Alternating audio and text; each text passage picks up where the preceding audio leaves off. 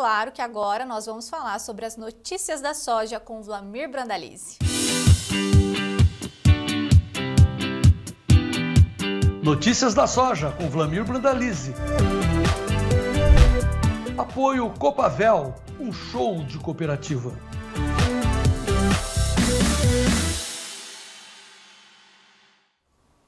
Vlamir Brandalize, muito boa tarde para o senhor. Seja bem-vindo ao Tempo e Dinheiro dessa segunda-feira. Boa tarde, Fernanda. Boa tarde a todos. Começando uma semana nublada, tem nevoeiro. Em Curitiba a temperatura deve estar uns 12, 13 graus, 14 no máximo. Frio. Semana começando. Mas é uma semana curta, né, Fernanda? Exatamente, Vlamir. Antes da gente começar a analisar um pouquinho esse mercado, queria que o senhor falasse, porque a gente tem feriado aqui no Brasil na quinta-feira e na sexta-feira é feriado nos Estados Unidos. Então, teoricamente, essa semana é só até quarta-feira que está valendo, Vlamir? Olha, o mercado tende a movimentar mesmo até na quarta-feira, né? Porque quinta-feira nós temos o Corpus Christi aqui no Brasil e em outros países católicos, né? E na quinta-feira é dia que os americanos comemoram a libertação dos escravos deles. Então, se transformou num feriado nacional, né? Então tá tudo fechado por lá também na quinta-feira.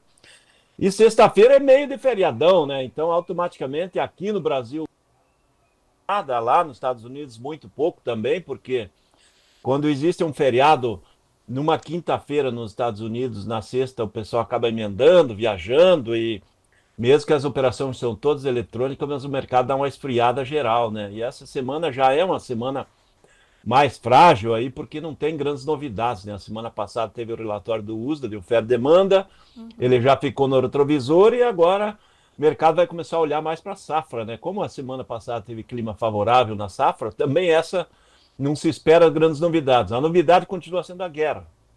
Era isso que eu ia perguntar para o senhor. A gente começa essa semana um pouco mais calma, mas ainda assim o mercado está de olho aí nessa guerra entre Israel e Irã e o quanto que isso pode trazer de impacto mesmo para as negociações e para os mercados, Vlamir. Olha, Fernanda, essa guerra aí, que guerra nenhuma é boa, né? Mas é uma guerra que trouxe uma leve pressão positiva nas cotações da soja, né?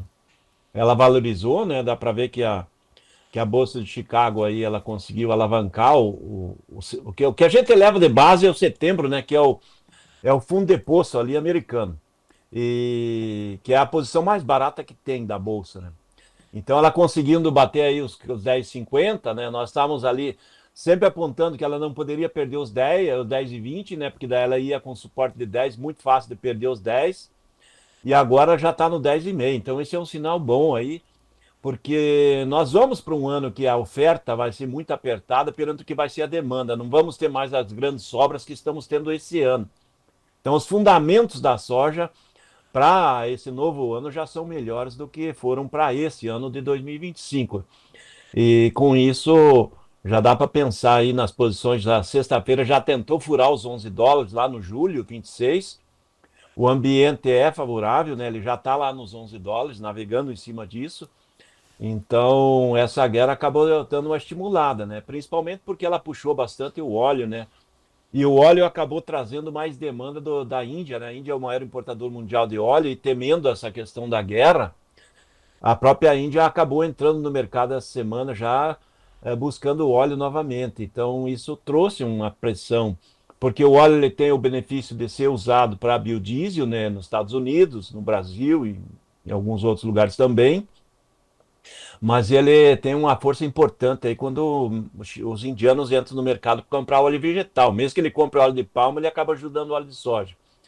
E é uma semana que está tendo demanda de óleo e a guerra ela influencia bastante, né? Então isso criou um suporte, né? Semana passada nós fechamos entre 20, 25, 28 de alta na sexta-feira. E hoje o mercado aparentemente está tentando formar uma base e tentando sustentar as altas da sexta-feira. Então isso atrelado ao fator novo, né? Que não tínhamos nada de novidade e o fator novo foi a guerra, né? Se essa guerra se expandir e avançar, certamente nós vamos ver cotações melhores aí à frente, porque as commodities em geral elas se valorizam, apesar que hoje o dia começou com liquidação de commodities, né? Liquidando trigo, liquidando milho, a soja também navegando aí nos dois lados, o pessoal buscando lucros em cima para formar uma nova base, mas as novas bases já são melhores que as anteriores. Então o mercado já melhorou, Fernando. Uhum. Até mesmo o próprio petróleo, né, Vlamir, que na semana passada subiu bastante e a gente começou essa semana com uma correção. O petróleo, só para a gente reforçar aqui nesse instante, caindo 2,33% aí na tela para vocês. Agora, ô Vlamir, em relação ao relatório do SDA, que vai ser divulgado agora à tarde, desse acompanhamento de safras, pode ser que venha alguma novidade? O que o mercado está esperando?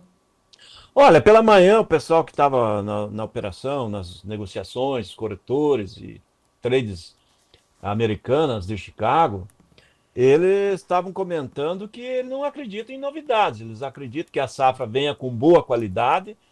Há apostas que devem melhorar, as lavouras entre boas e excelentes entre 1 e 2 pontos frente à semana passada, então vem uma condição levemente melhor, lavouras estão evoluindo bem, é fechamento de plantio, né, praticamente tudo plantado. O clima na última semana teve algumas chuvas, tem chuva nessa semana até quarta-feira em boa parte ali do meio oeste, então condição de umidade está dentro do normal e em alguns casos até um pouquinho acima do que seria o ideal, mas não tem problema de safra, né? A safra está evoluindo nesse começo de temporada dentro de uma normalidade, mas ainda tem 8 semanas, aliás, tem umas 6 semanas de mercado climático pela frente, né? Estamos ainda no começo, né? Apenas passou 2 semanas de mercado climático. Ainda temos umas 6 semanas inteiras para esse mercado climático influenciar, né? Nesse momento, a questão climática e a questão lavouras americanas não está tendo muita importância, não. O pessoal está um pouco de olho na questão da guerra lá de Israel com o Irã. Uhum. Ô Vlamir, e como é que a gente inicia a semana aqui para o mercado brasileiro? O senhor falou, a gente continua com prêmios mais altos, como é que estão os valores aí, né, para o produtor começar a vender essa soja, que o senhor também falou no início da edição dessa segunda-feira, que o produtor não está vendendo soja agora não, mas como é que a gente começa essa semana? Olha, Fernando, os mercados estão dentro dos bons momentos aí das últimas semanas, né? Se a gente pegar a posição setembro, ela está dentro do momento aí que ela pegou o melhor nível em 2 meses. A posição agosto também, os portos aí hoje falando de 141, 142, 142,50 reais, né? Então, o mercado ele está em patamares bem interessantes, mas a gente está vendo que o produtor está esperando mais, né? O produtor ele já negociou até agora, até hoje, por exemplo, pelos nossos cálculos pela manhã, 109 milhões de toneladas da safra. Então teria 61 milhões. No ritmo, em volume, ele já negociou o recorde. O volume negociado até agora em volume é recorde. Correlação à percentagem é um pouco abaixo da média. Mas tem muita sorte para negociar, né? Se a gente avaliar pelo que a gente pensa da safra, teria mais ou menos 61 milhões de toneladas para negociar. Então é muita sorte para negociar, é muita sorte negociada e produtor agora esperando mais, né? O produtor está esperando que a soja valorize aí. Muitos apostas, eu vou vender soja quando o mercado de Porto chegar a 150. É possível? É possível, mas não tem certeza. Mas o produtor agora colocou esses números aí na cabeça e automaticamente poucos têm dívidas de curto prazo, essa semana quase não tem dívidas vencendo.